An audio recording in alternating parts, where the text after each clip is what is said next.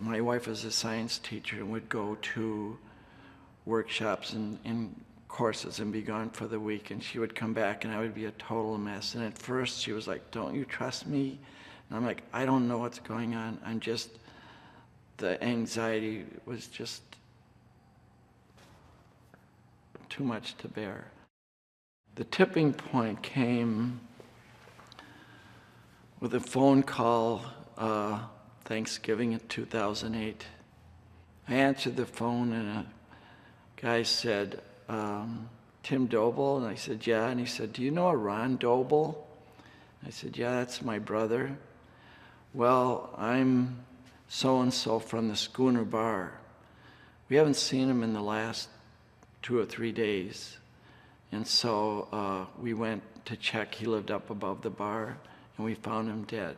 He had been an alcoholic and a veteran, but he wasn't going to get help. And I thought I should go to at least be with my brother's body.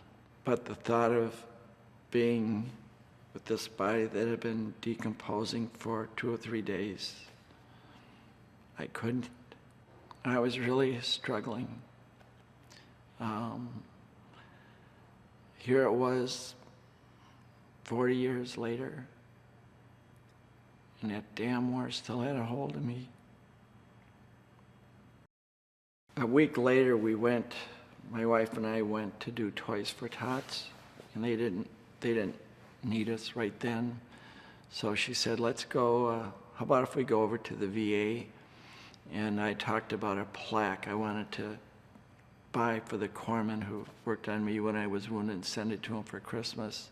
So we got to the VA, and my wife said, after we got the plaque, "How about if we just go over to the mental health office and talk to some folks?" And that was the beginning of coming back. People were so kind. And I talked to a psychologist who said, "We have a therapy called prolonged exposure that we've had really good success with. It might take you from like 12 to 17 sessions, but it'll help. We know it will." And at that point, I was ready, and I just thought, 12 to 17 sessions. Wow, that's not forever. There's the end. The end.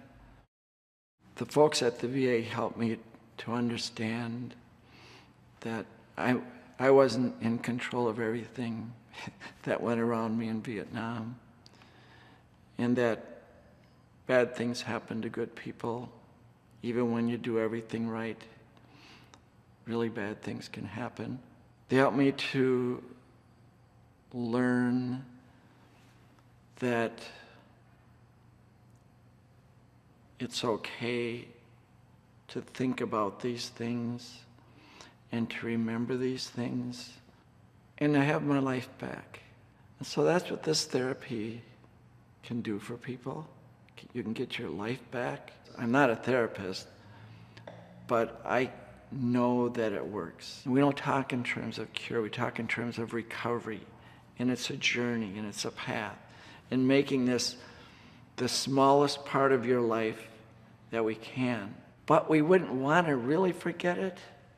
We don't want to forget our comrades who died. That would be a total dishonor to them. There isn't anybody who goes through drug treatment, alcohol treatment, who wouldn't want there to be a beginning and an end. I certainly did when I started this. And I left PE thinking I got it now, and then I didn't have it. So then I was back again. And I felt like a failure at first. But I understand this, it's a process, and it's becoming a smaller part of my life. So I can tell people, go, here's hope.